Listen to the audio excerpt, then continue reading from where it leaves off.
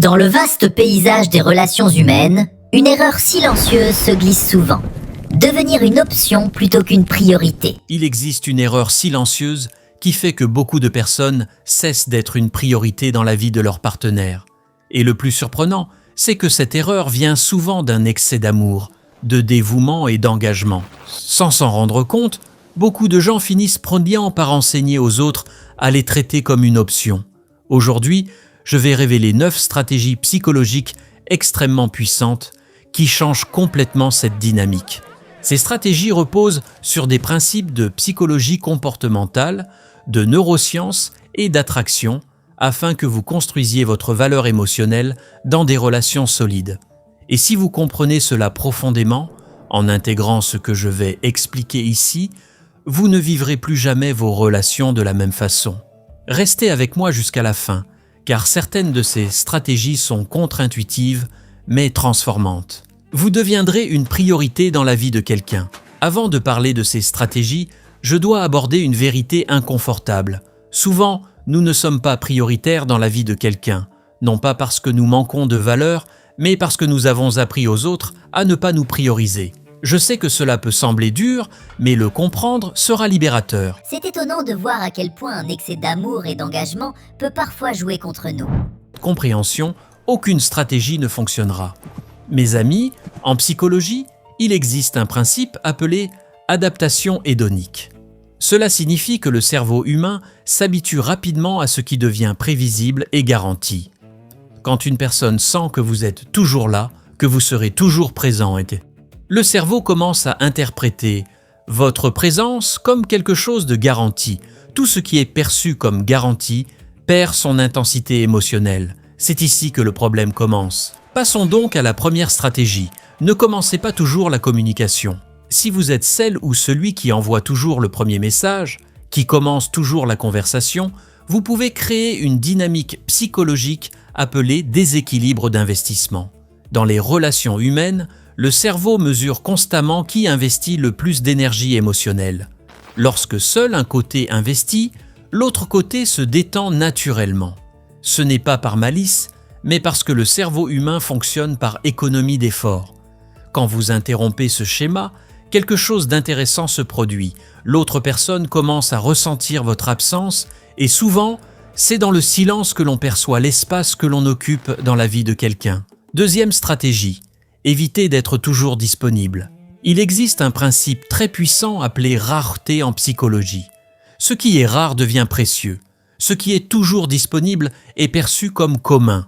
Cela ne signifie pas jouer à des jeux émotionnels, mais simplement avoir une vie riche et structurée. Une personne qui a des projets, ses propres intérêts, ses amitiés et ses objectifs transmet une énergie psychologique extrêmement attirante, car elle ne dépend pas d'être choisie, sauvée ou libérée. Elle a déjà choisi de vivre pleinement et cela la fait briller.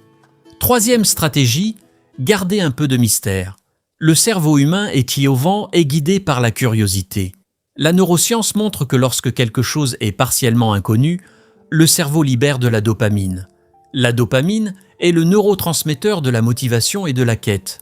C'est pourquoi le mystère crée du fascinate. Quand vous révélez tout sur vous trop vite, vous éliminez l'espace psychologique de la découverte.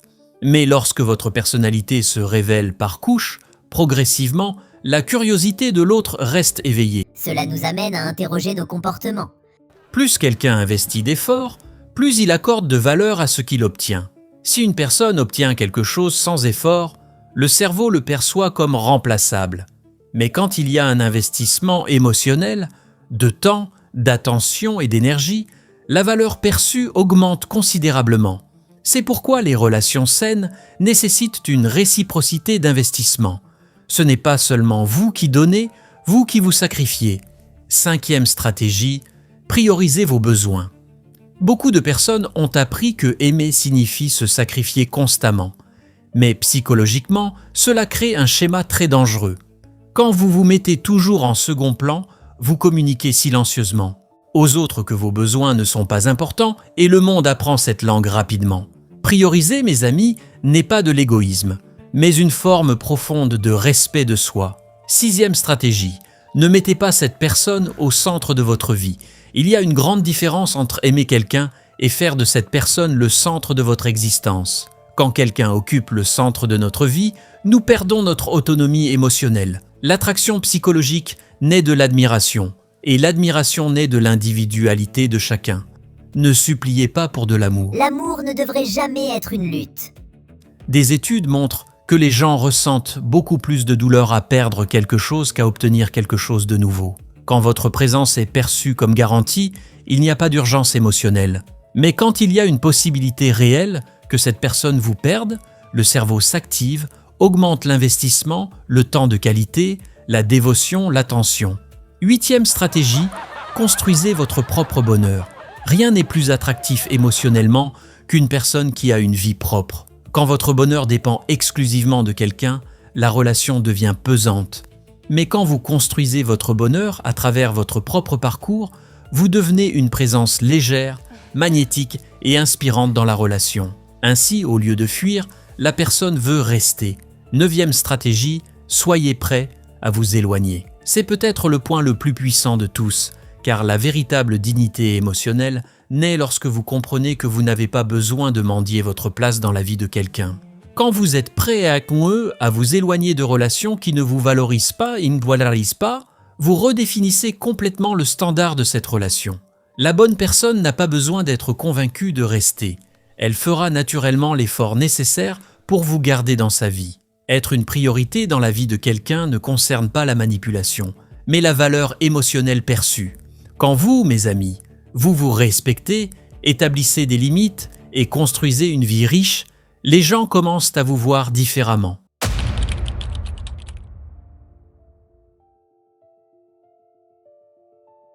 Alors, qu'en pensez-vous? Avez-vous déjà ressenti que vous vous investissiez trop dans une relation? Partagez vos expériences, car chaque histoire compte.